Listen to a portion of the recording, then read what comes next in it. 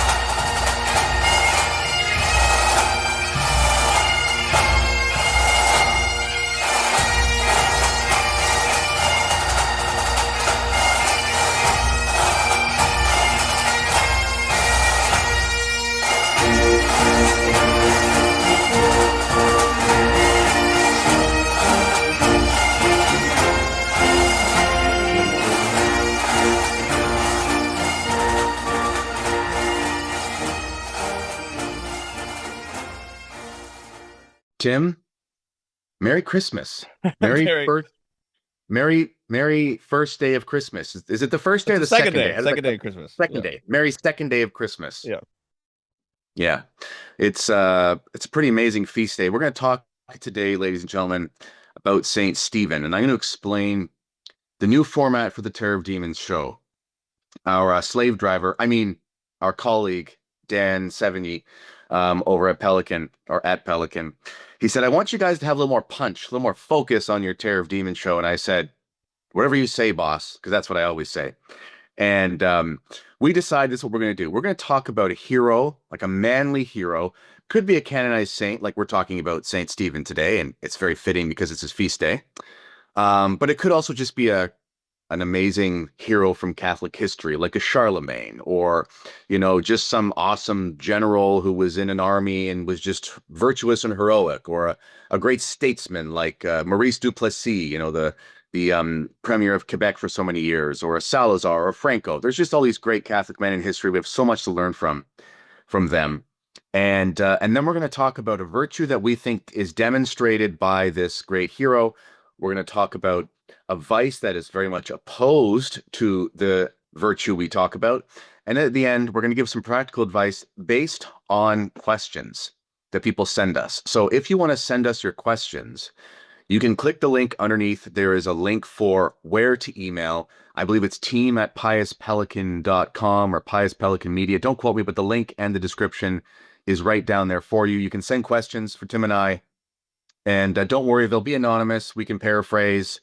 So don't worry about how you write it. We'll never give away your real name or whatever, but you can ask us questions. Unless you really want to give us your real name, and that's fine. But before we begin, I was just talking to Tim off camera about my journey through sort of tech, digital balance, minimalism, whatever you want to call it. And I'm going to just briefly talk about it, and then Tim will give me his thoughts because he's been thinking about this a lot lately. And long story short, I've gone back and forth between dumb phones. I got the light phone when it first came out. Then I went to like a little clickety-clack Nokia thing, and I went back to an iPhone. I had a PC, and then I had a Mac, and then I got another flip phone, and I ended up settling recently on this Samsung thing. That's what I'm recording this on because I was having computer issues. It's not my normal setup, of course.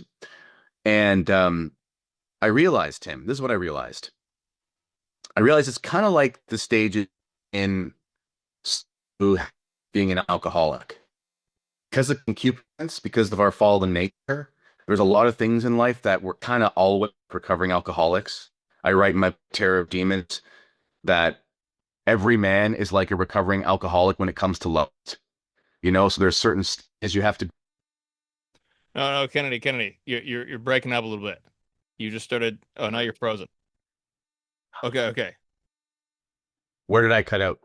You said every man is a recovering alcoholic because of lust. Is that what you said? Okay. Try again. Yeah. Start there. So I realized, Tim, it's kind of like I write in Terror of Demons.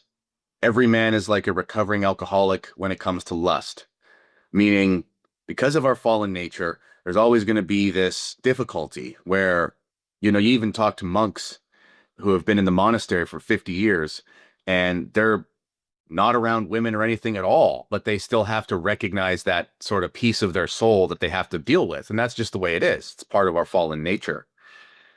So you kind of go through these stages, kind of like recovering alcoholics do, where they recognize they have a problem. That's number one. And then they kind of have to purge. And they have this rocky beginning where it's like they got to go, medieval, so to speak, on it. They got to go nuclear on it. But then they kind of have to get to the point where they can just be with their buddies at a pub and drink tea or coffee or soda water with lime and be the designated driver. Otherwise, they're never going to live a life worth living. And I kind of realized that about myself. Like I went through the stage of this tech stuff was just running my life and it was too much. So I'm like, I'm just going to get rid of my phone. And that was cool. But we live in this world where, I mean, unless you're, I don't know, like swinging a shovel all day at work, you're probably going to be on some sort of device just because that's the way it is now. And this is the time of history we live, and there's not much we could do about it. So then I tried kind of hybrid devices and stuff, but then, it's like the calls drop or like this thing isn't working or whatever.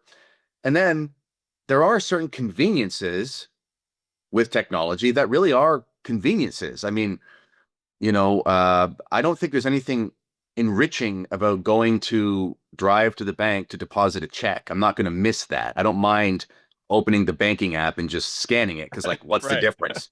You Yeah, know, good point. and stuff like that where it's like they're at or the airport. I mean, yeah, you can scan your paper thing, or you can just have the picture of it on your phone and scan that. It's like, what's the difference? It's not like some cultural experience you're missing out on, Yeah. and it's just more convenient to have it.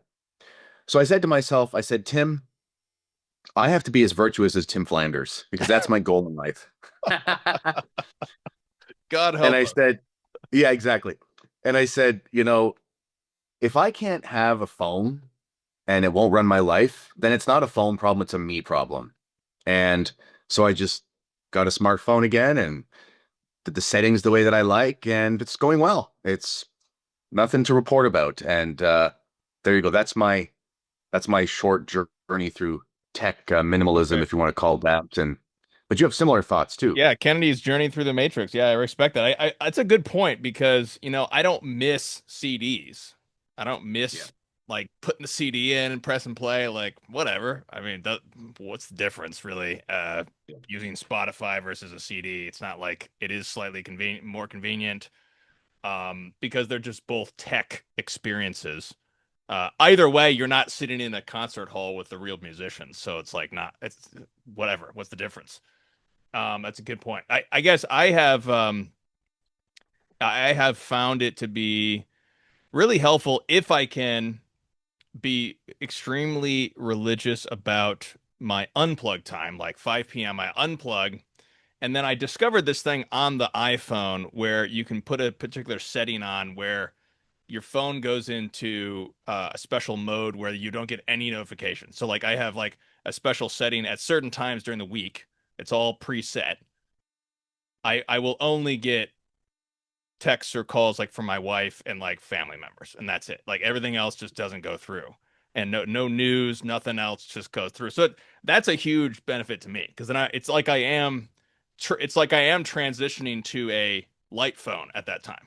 Hey there, thanks for watching. If you want to see the full video, you're going to have to go to pelicanplus.com and sign up for our groundbreaking, truly Catholic platform. You can find your favorite podcasts. You can find your favorite prayers. You can find your favorite authors and even your favorite books. Visit pelicanplus.com and find out more.